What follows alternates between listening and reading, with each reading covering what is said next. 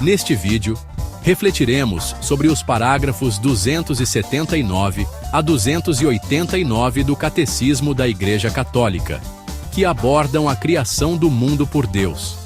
Esse é o início de toda a história da salvação e da fé cristã. O Catecismo nos ensina.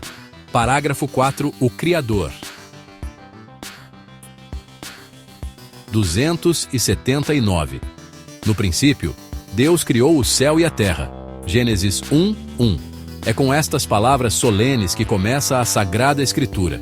E o símbolo da fé retoma-as, confessando a Deus, Pai Todo-Poderoso, como Criador do céu e da terra, de todas as coisas, visíveis e invisíveis.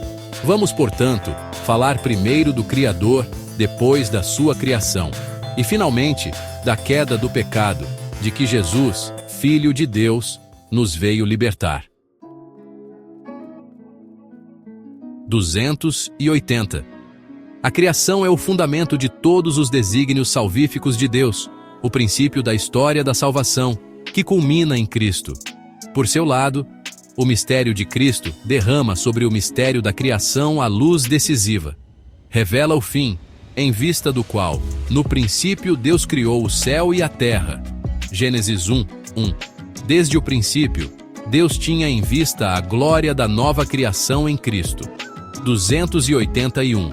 É por isso que as leituras da Vigília Pascal, celebração da nova criação em Cristo, começam pela narrativa da criação. Do mesmo modo, na liturgia bizantina, a narrativa da criação constitui sempre a primeira leitura das vigílias das grandes festas do Senhor. Segundo o testemunho dos antigos, a instrução dos catecúmenos para o batismo segue o mesmo caminho. A catequese sobre a criação. 282. A catequese sobre a criação reveste-se de uma importância capital. Diz respeito aos próprios fundamentos da vida humana e cristã, porque torna explícita a resposta da fé cristã à questão elementar que os homens de todos os tempos têm vindo a pôr-se. De onde vimos? Para onde vamos? Qual a nossa origem? Qual o nosso fim? De onde vem e para onde vai tudo quanto existe? As duas questões, da origem e do fim, são inseparáveis e são decisivas para o sentido e para a orientação da nossa vida e do nosso proceder. A questão das origens do mundo e do homem tem sido objeto de numerosas investigações científicas, que enriqueceram magnificamente os nossos conhecimentos sobre a idade e a dimensão do cosmos, a evolução dos seres vivos, o aparecimento do homem.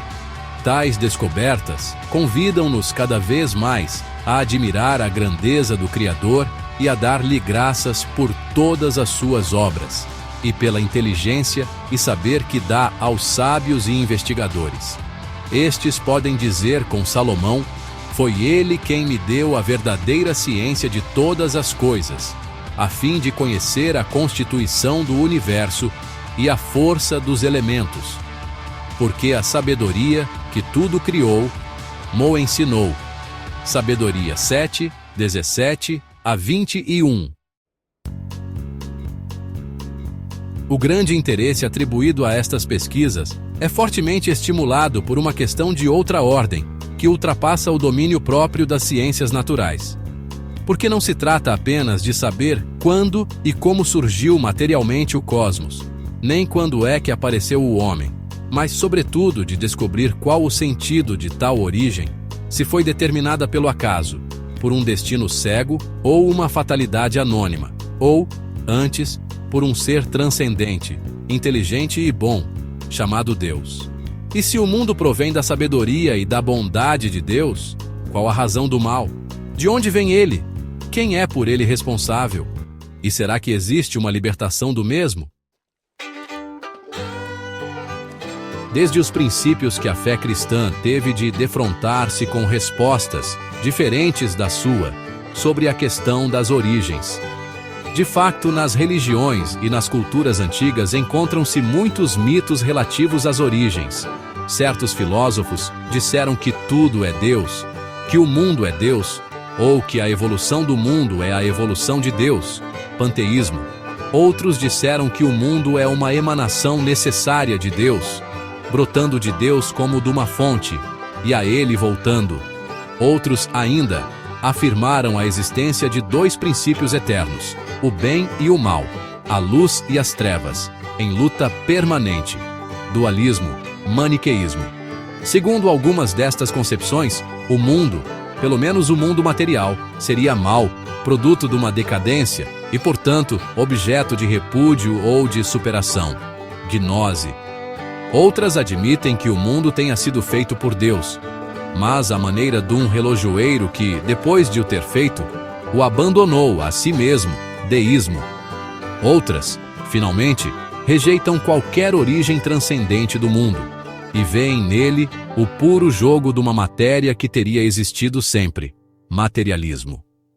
Todas estas tentativas dão testemunho da permanência e universalidade do problema das origens. Não há dúvida de que a inteligência humana é capaz de encontrar uma resposta para a questão das origens. Com efeito, a existência de Deus Criador pode ser conhecida com certeza pelas suas obras, graças à luz da razão humana, mesmo que tal conhecimento muitas vezes seja obscurecido e desfigurado pelo erro. E é por isso que a fé vem confirmar e esclarecer a razão na compreensão exata desta verdade. Pela fé, sabemos que o mundo foi organizado pela palavra de Deus, de modo que o que se vê provém de coisas invisíveis. Hebreus 11, 3. A verdade da criação é tão importante para toda a vida humana que Deus, na sua bondade, quis revelar ao seu povo tudo quanto é salutar conhecer-se a esse propósito. Para além do conhecimento natural que todo o homem pode ter do Criador, Deus revelou progressivamente a Israel o mistério da criação.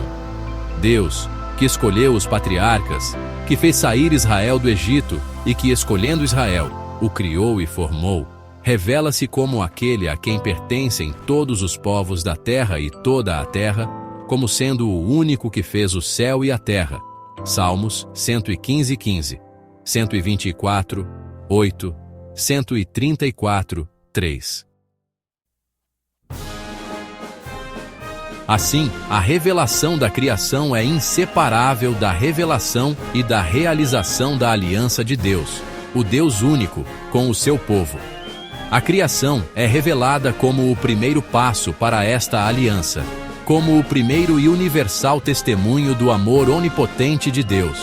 Por isso, a verdade da criação é expressa com vigor crescente na mensagem dos profetas, na oração dos salmos e da liturgia, na reflexão da sabedoria do povo eleito.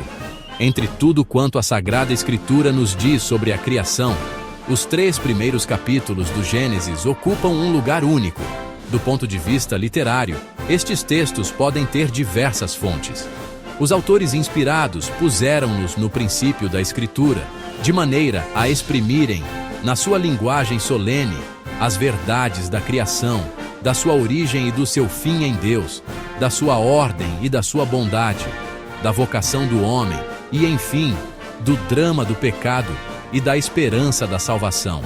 Lidas à luz de Cristo, na unidade da Sagrada Escritura e na tradição viva da Igreja, estas palavras continuam a ser a fonte principal para a catequese dos mistérios do princípio, criação, queda, promessa da salvação. Se este conteúdo ajudou você a crescer na fé, inscreva-se no canal, ative as notificações e compartilhe este vídeo com quem também deseja conhecer mais profundamente os ensinamentos da Igreja. Catecismo 1A. Evangelizando com inteligência e fidelidade.